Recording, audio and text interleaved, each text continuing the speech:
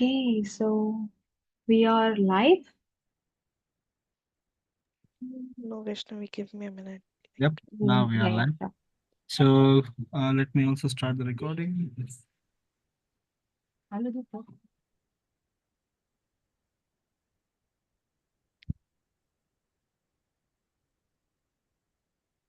Okay, hello everyone, good evening. So here today we have Vaishnavi Murali Krishnan.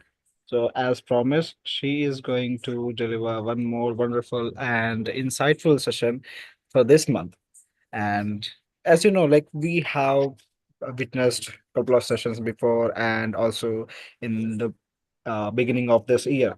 So as this year ends, so we are also going to witness the most insightful things which Vaishnavi had learned throughout the year. Also, maybe from the book she has read, also from the experience she had throughout the year. And from the coming up, like in the coming year, so we are like maybe we'll be experiencing much more participation from the audience as well. So we appreciate your inputs and suggestions and along with your participation in the sessions. So thank you again, Vaishnavi, for coming up and taking this opportunity. And yeah, over to you. Thank you, Prem. Hi, Prateek. Hi, Sri Lakshmi. Hi, everyone. I'm so glad to be here. I'm so happy to be presenting another session here. This is going to be an informal session. We are not going to be having any topics that we strictly constrain to. You're free to chat with me. This is kind of a discussion sort of thing, and we have this every month, once in a month. So, yeah, today I'm going to be talking about beating the end of year blues. I got this because, of course, we are in December, and previously last year until last year, I used to feel a little down every time when December comes.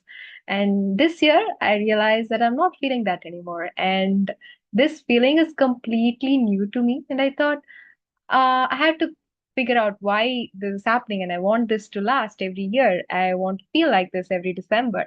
And that's when I realized a few things. And I read about a few things also. And there was a little research, of course. Me being me, I have to always get my facts right so that I can validate my own feelings. So let me just start by how I used to feel every year when December comes. November doesn't feel like anything. November just feels like November, and there's no urgency or there's not even a hint of what's gonna come the next month. And when December comes, I would feel so low. I would feel like I haven't accomplished enough. I haven't done enough for this year.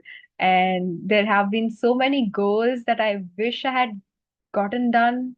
I wish I had read more books, or I wish I had done or created more art, or learned a lot of things. Have been more productive than I had been. So these are all feelings that will come to me when December first hits, and I'm like, no, there's just 30 days left in this year, and I have to get all these things done. And I would, pick out so many random things, and I would try to get them done one by one, but that never works. And when the last week of December comes, I'm left with this very bad feeling of how I let this month go waste and let this year go waste. But this year hasn't been like that. What has changed this year is how I see the month itself, how I see each day. Earlier, I used to look at each month as 30 days, and I have to get something done in 30 days or 20 days. You know how when we are talking about goals, we have these fixed amount of days, like stick with this habit for 21 days, or get this done in 30 days. Or usually we restrain ourselves and we think about the number of days we need to get something done, and we forget that often the things that we pick to do, be it self improvement, be it picking up a new habit, or getting the sitting down and then picking up a new skill, tech skill, anything that you want to accomplish. We always limit ourselves to the number of days we take to get that done. And while that is fine, it really helps your productivity if you're focused and if you have a measurable goal. Sometimes when you couldn't finish it in those 30 days or in those 1 week or how much ever time that you've limited yourself to, you start feeling bad. And that is the point that I started seeing things differently. If I couldn't complete a goal in 30 days, I started getting to that goal again. I would set another 30 days or maybe another 15 days. I have started giving myself time and I've embraced the process itself rather than the finish line. And I came to know about this because earlier I used to have very measurable goals. It would be about a book or it would be about a new habit. Or once I started getting used to it, once I started doing that thing, and that would be the success, that would be the limit.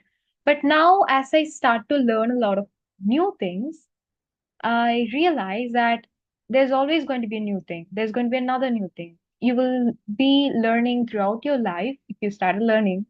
And there's never going to be that particular point where you could say that, hey, I've finished learning, or I have mastered this technique, or I've mastered this tool. You cannot say that. There's always going to be growth. And growth is not something that you can measure. You can maybe compare yourself to the previous progress you've made, but you're always going to be growing and you cannot limit yourself to a particular day or a particular skill level and you can say yes, I'm done with this. I'm going to stop doing this. I have learned that every progress is going to take much longer than you initially planned to, and that is always fine because once you've finished the amount of knowledge or skill that you want to learn, there's going to be another one. So it's okay to take things slow and respect the process more than the end goal itself. And that takes me to the first point that I want to address. You have to start focusing on your emotional well being. We often get carried away with this productivity thing that we're doing, and we forget that we have to take care of ourselves mentally. So take this year, take this December, maybe sit down and instead of planning for your next year already, maybe take some time and sit down and think about all the things that went well with this year. Be grateful about the things that you got right, about the things that you've achieved, no matter how small or tiny it is. It could be as basic as just realizing that you got through this whole year and you're here in this session with me in the December. You've made yourself some time and you're taking your time out of your busy days, Saturday, and you're here. And that is great. That itself is an accomplishment. You can celebrate that all through this year. You've worked hard for your family, you've worked hard for yourself, and you've learned a lot of new things. Reflect on it. Once you practice gratitude, it is easier to start reflecting on all the good things, and it becomes a process. And you don't have to learn anything. There is not going to be any self-help books that's gonna teach you how to be grateful about the things or how to be um, proactively feel fulfillment. Well, there are books, of course, that are straightforward and gives you maybe helps you in putting you in the right direction. At the end, it is up to you to sit down and make the efforts to feel the fulfillment, to acknowledge the things that you've accomplished this year. So that would be my first um, piece of suggestion you can take, to sit down, feel grateful, feel fulfilled, and it doesn't have to be the greatest achievement of your life. It doesn't have to be the best year, but I think it would really help if you sat down with yourself and thought about it. And what's next? Setting realistic year-end goals. Well, that is easy. That is very easy. Usually, when the year ends, everyone's like, I have to master a new skill. There's just a few days left. I haven't done enough. Maybe I will pick up a new skill.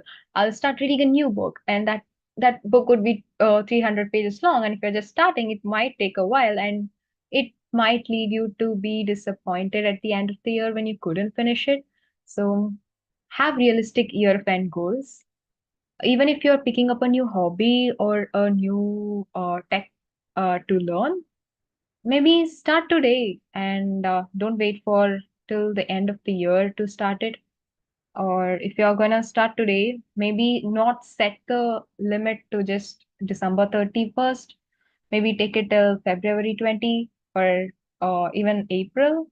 Give yourself time. Even if you start now, don't treat the end of the year as the end of your time or something. Don't give the importance that it doesn't deserve. It's just going to be another month the next day. So it's okay to allow yourself some time. Even if you're very focused on picking up a new goal, you can always do that, but allow yourself more than the December 31st. That is something that I've practiced. I have never limited myself to December 31st. And also, that brings me to my next point. Do not start on January 1st. We often fall to these advertisements, promotions where everyone's like, start the new year with this, start the new year with that. And you have to be jotting down the resolutions. People ask you about those resolutions, right? I think that kind of adds to the pressure, the already societal pressures that we have, and also the peer pressure where everyone's like, I'm going to do this year. And what have you been up to? What are you doing? What are your resolutions? I think we should stop asking people that because resolutions, they don't have to be made. We don't have to have resolutions. We don't have to have goals starting every year because I think down the line we've lost the meaning of resolutions. While we are making resolutions, we don't have to make it because we have to have a resolutions. January doesn't have to start with a resolution. You can make a resolution in February. You can make a resolution at the end of April, or even starting now, you can make a resolution. So you can make a resolution saying that, hey, you're going to the gym, or you're going to work out, you're going to read, you're going to write, whatever it is. You can start now, or you can even start very much later in the year.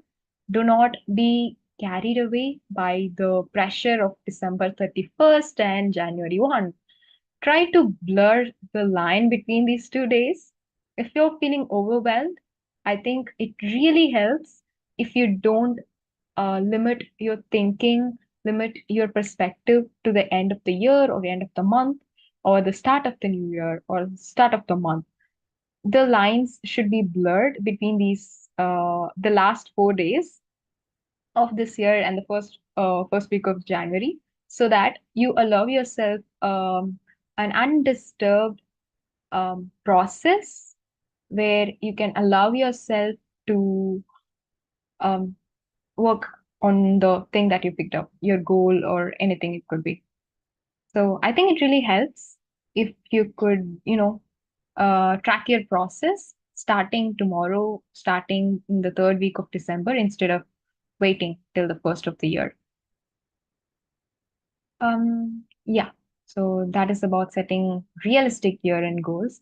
And maybe don't have any goals at all. It's okay. You know what I'm doing right now?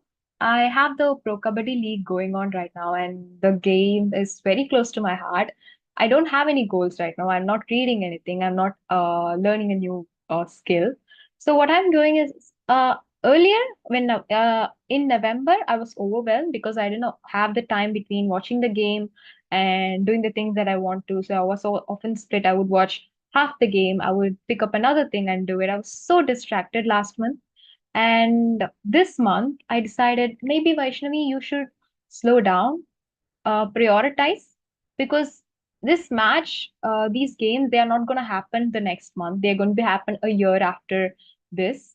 So it's okay to focus on the matches now, and maybe when the matches are complete, you can start working on the things that you wanted to. That's what I told myself. And another thing that you might find interesting is the matches end on the 29th or something. So it's not exactly the 31st. So when they end, the next day I would go to the office, I would get my work done, and when I come back, I will start working on the things that I want to do. Because I'm not going to wait for January 1st to start on the things. It is very easy, very tempting to just wait for another 2 days so that you can have the perfect start of the year, start of the month, to start on your goals. So don't do that. If you have the time, if you have the small goals that you want to accomplish, start tomorrow or not. Wait till the start of the year has gone by and then start. So take this time, take December to do the things that you want to do. Maybe listen to music, dance, or watch the movies that you haven't watched. Do the things that are not accounted for being productive. Do the unconventional things. Talk to your family, talk to your friends, catch up on the things that you have missed in their lives. Instead of just getting caught up in all the things that you've missed doing, maybe catch up on the things that you've missed in your people's life, the people you love, the people you live with. I'm sure there's a lot of stories that you've missed. So call up your friends, your relatives, maybe go somewhere uh, to the part of the city where you've never visited. Catch up on those things that actually adds value instead of being carried away by all this end of the year goals. This would make you feel very light and it would ease the feeling of the end of the year pressure. Let me know how it goes if you tried any of this. And yeah, brings me to the next topic of discussion, that is mindfulness. Mindfulness is something that was strange to me earlier before I knew the word. When I first encountered the word, it would be very strange to me. What is mindfulness? We are always thinking, the mind is always active, there's always something going on in your mind. So, what is the purpose of practicing mindfulness? And as I grew up, I realized that mindfulness is being focused on the thing at hand. Like if you're sleeping, you have to be sleeping. Oh, thank you, Pratik. I appreciate you being here too. So, mindfulness is when you're doing something and your brain is not always occupied about other things. When you're washing the dishes, you will be very tempted to, listen to the music or catch up on the YouTube videos that you haven't watched or listen to a podcast. Well, that's all fine. They are very good habits. But yeah, Pratik, of course. Thank you for being here. So when you're washing the dishes, just wash the dishes. Take the silence in. Just focus on doing the dishes and let your mind wander and not just be always occupied with something else, like multitasking. I've seen people do. I used to do that. If you're eating, just focus on your food and take every second to fully taste the food. And when you're doing these individual things, when you're doing these self-care things or everyday routine, we tend to get carried away by all the other tasks. So we try to add those tasks into our everyday routine. I'm saying maybe try not doing that for a few days. Try doing everything individually. If the house is silent, if the office is silent, then it's okay to be in a quiet environment and just doing the thing that doing your work and not be occupied with something else always. So that is not the entire concept of mindfulness, but if you're deciding to practice it, that is the start, I would say. And yeah, so and then while you're practicing mindfulness, try reflecting on what you've got done the day, what you've got done the previous day, and maybe this year.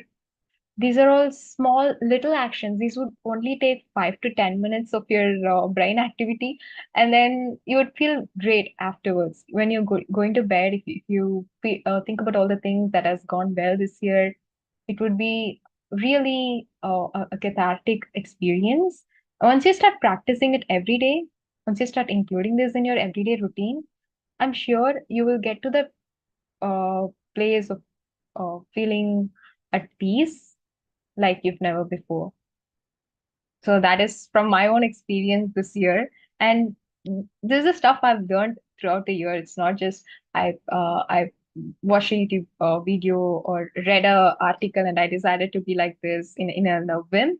It's not like that. It's failing at all other things and then sitting down and then comes retrospection and you think about everything that has gone wrong and you think why and you ask why and you go through all the things and you answer a lot of questions to yourself and then you realize well, this is what's gone wrong, and maybe I should try this differently. So, what is the solution?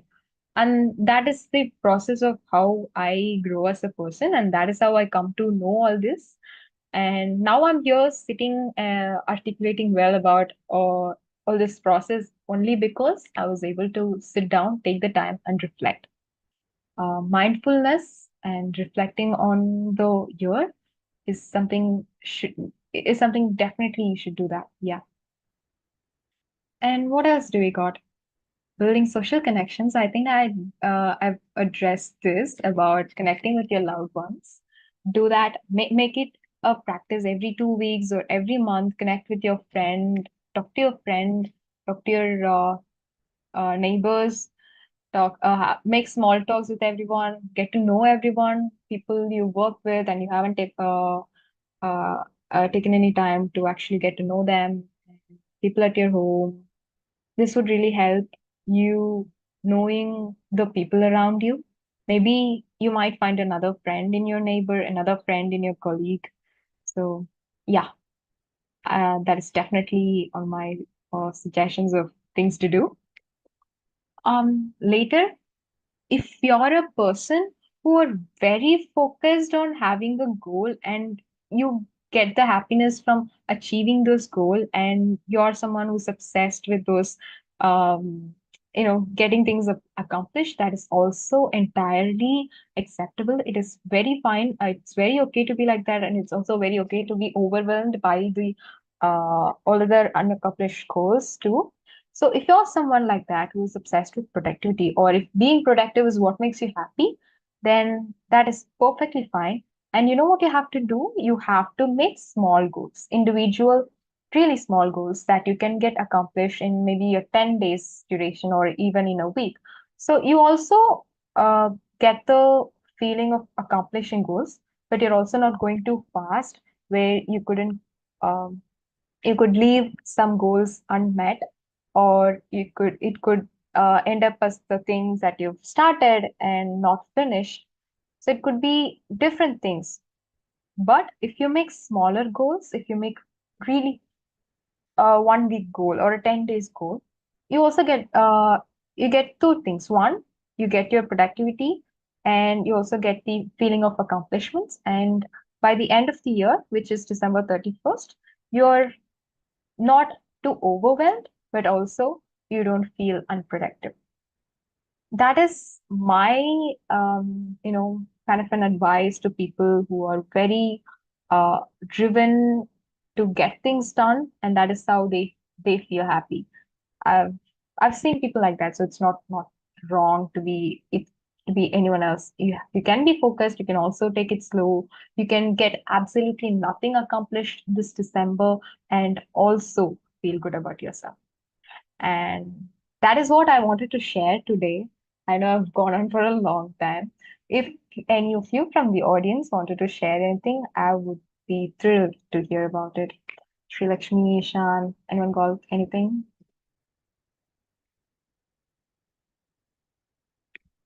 Yeah. And I'm also looking forward to maybe a few more sessions. I would love to keep this going on. And I'm also grateful that I started this. And I'm here in December. I did not even imagine that I would be having a session with the Center of Excellence. I'm pretty proud.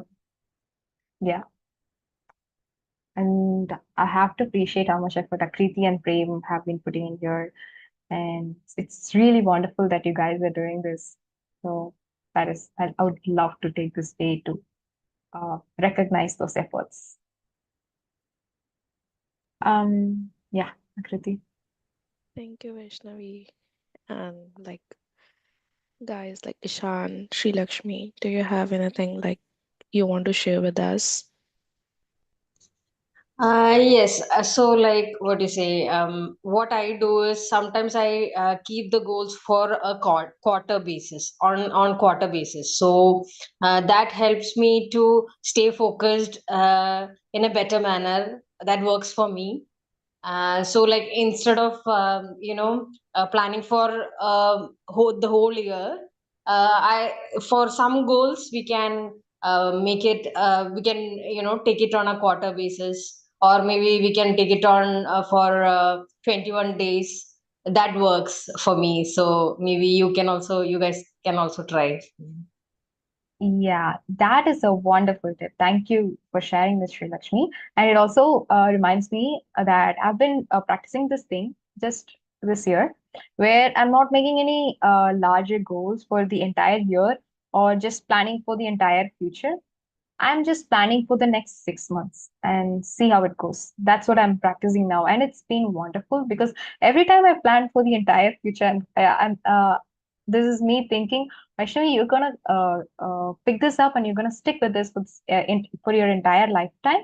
And then when circumstances change, when I grow up, when I move someplace else, I'm not able to keep up with those goals or keep up with those plans, and of course, life doesn't go always according to your plans. So I get disappointed. I get the sense of what do you say? A betrayal, like wishing you did not do this. You planned to do this. How could you miss doing this? And then I realized that it does not always go as planned for a long time. So it's okay to, make plans only for the next 6 months and see how it goes. And if it's not working out, maybe you could change.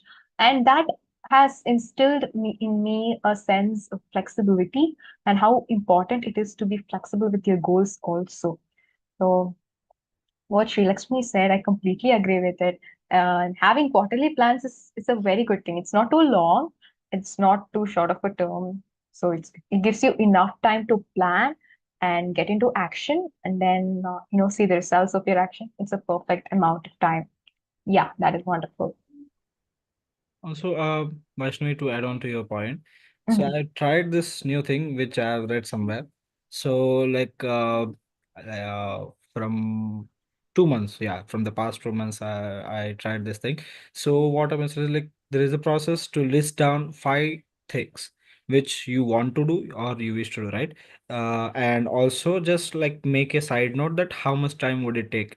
It doesn't matter. Maybe it could take only 5 minutes. Sometimes it could take only 1 month or 1 year. It doesn't matter. Just the top 5 things which you would really want to do or really wish to complete it, and also list down like just a sub note.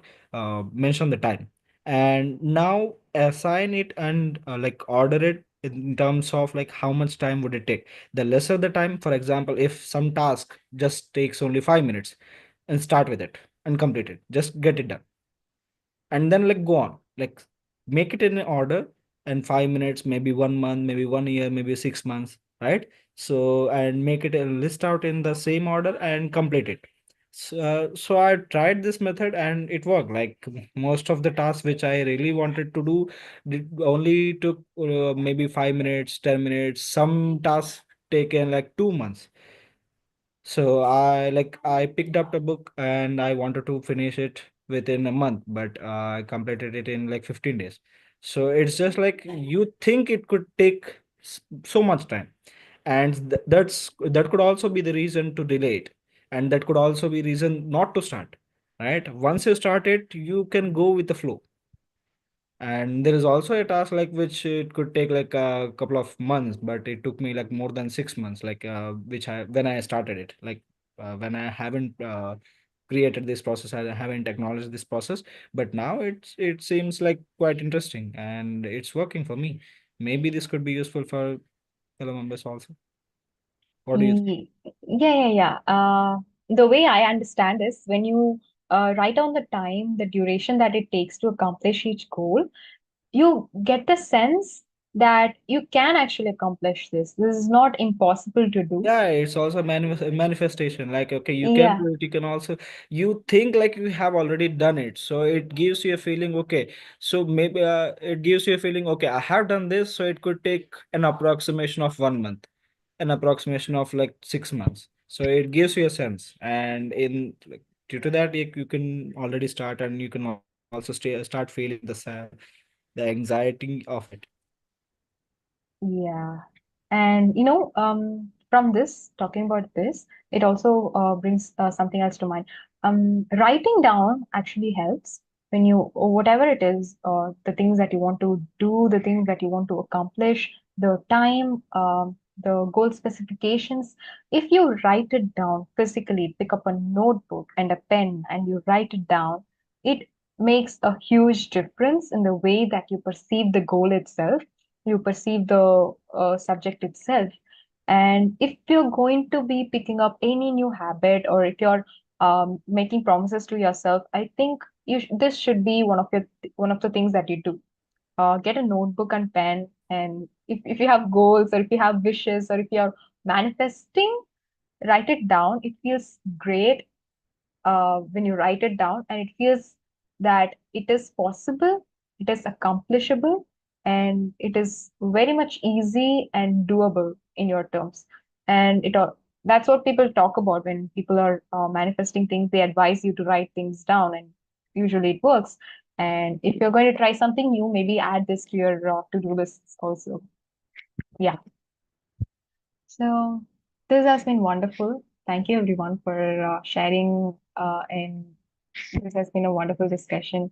I am so grateful to be here, to be able to share these things with these people who I have not even met in real life. And it's a great feeling. Yeah. Thank you, Ishan. Thank you for being here. Thank you, Kriti and Fame, for making this happen. Thank you, Vaishnavi. Thank Thank you you. for coming. Have a great end of the year. Yeah, Bye. have a great